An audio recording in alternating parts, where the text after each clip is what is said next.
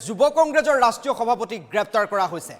যুৱ কংগ্ৰেছৰ ৰাষ্ট্ৰীয় সভাপতি উদয় ভানুক গ্ৰেপ্তাৰ কৰা হৈছে। দিল্লীত অনুষ্ঠিত কৃত্ৰিম বুদ্ধিমত্তা শীৰ্ষক সন্মিলনত যি প্ৰতিবাদ হৈছিল যুৱ কংগ্ৰেছৰ ফালৰ পৰা, সেই প্ৰতিবাদৰ পিছতেই যুৱ কংগ্ৰেছৰ ৰাষ্ট্ৰীয় সভাপতি উদয় ভানুক গ্ৰেপ্তাৰ কৰা হৈছে। সেই দৃশ্য আমি ইতিমধ্যে টেলিভিছন স্ক্ৰীণত দেখুৱাইছোঁ। দিল্লীত কৃত্ৰিম বুদ্ধিমত্তা শীৰ্ষক সন্মিলনত যুৱ কংগ্ৰেছে প্ৰতিবাদ সাব্যস্ত কৰিছিল। তাৰ পিছতেই তৎপৰ হৈ পৰে দিল্লী আৰক্ষী, আৰু দিল্লী আৰক্ষীয়ে গ্ৰেপ্তাৰ কৰিলে যুৱ কংগ্ৰেছৰ নেতা উদয় ভানু শিৱক। যুৱ কংগ্ৰেছৰ ৰাষ্ট্ৰীয় সভাপতি উদয় ভানুক পুৱতি নিশা গ্ৰেপ্তাৰ কৰা হৈছে, আৰু গ্ৰেপ্তাৰৰ পিছতেই পাটিয়ালা হাউচ কোৰ্টত তেওঁক হাজিৰ কৰায় আৰক্ষীয়ে। আৰু উদয় ভানুক গ্ৰেপ্তাৰৰ পিছতেই দেশৰ ৰাজনীতিত এতিয়া অভিযোগ প্ৰতি অভিযোগ আৰম্ভ হৈছে। বিজেপিক কটাক্ষ কৰি কংগ্ৰেছ নেতাৰ ছ'চিয়েল মিডিয়াত পোষ্ট, উদয় ভানুৰ গ্ৰেপ্তাৰ অসাংবিধানিক বুলি মন্তব্য কৰিছে কংগ্ৰেছৰ নেতা কে.চি. বেণুগোপালে। বিপৰীতে বিজেপি নেতৃত্বই আৰক্ষীয়ে যথোচিত ব্যৱস্থা লোৱা বুলি মন্তব্য কৰিছে। प्रोटेस्ट करना लोकतंत्र में विपक्ष का फर्ज है, कर्तव्य है। एक तानाशाह को ये बात समझ में नहीं आएगी। उस तानाशाह का मेरठ का भाषण आप सुनिए, आपको समझ में आ जाएगा कि लोकतंत्र का शब्द जो है उनके शब्दकोश में नहीं है। उदय भानु छिप भी हैं और हमारे बाकी कई साथियों को देश के अलग अलग शहरों से गिरफ्तार किया जा रहा है। ये दिखाता है कि नरेंद्र मोदी को सवालों से घबराहट होती है, नरेंद्र मोदी को विरोध से घबराहट होती है।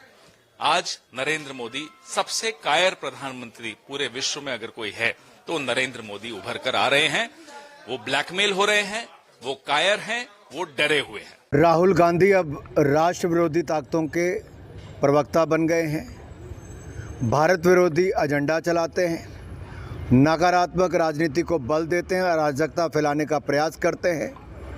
इनका एक ही काम हो गया, झूठ बोलो, भय और भ्रम फैलाओ, भारत को बदनाम करो, मोदी विरोधी राजनीति करो, और देश जो विकास कर रहा है भारत को दुनिया भर में बदनाम करो। अगर भारत की इकॉनमी सबसे तेज़ी से बढ़ती है तो उसको डेड इकॉनमी बोलते हैं। इंडिया एआई समिट, जिसकी प्रशंसा पूरी दुनिया कर रही है, बहुत सफल समिट हुई, वहाँ पर शेमलेस और शर्टलेस नंगा नाच करके अभद्र प्रदर्शन करते हैं।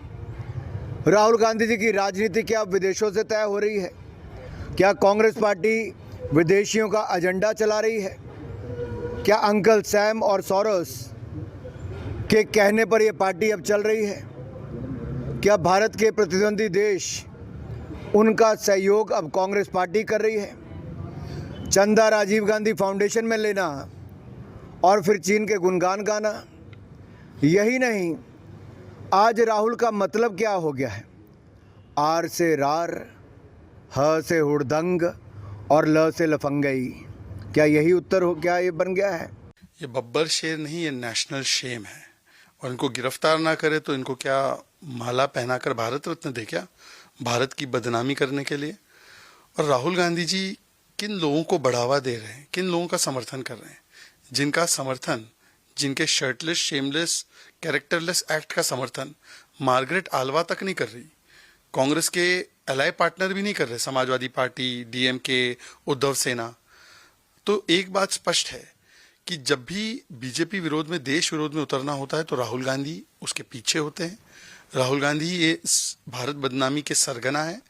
जब भारत की इकॉनमी अच्छी कर रही होती है तो वो इकॉनमी को डेड बोलते हैं, भारत की डेमोक्रेसी को डेड बोलते हैं, वैक्सीन पर हमारे वैज्ञानिकों पर सवाल खड़े करते हैं, और ऑपरेशन सिंदूर होने पर भी सेना पर चोट करते हैं। तो राहुल गांधी ही दरअसल मास्टरमाइंड और मेंटोर है इन शर्टलेस, शेमलेस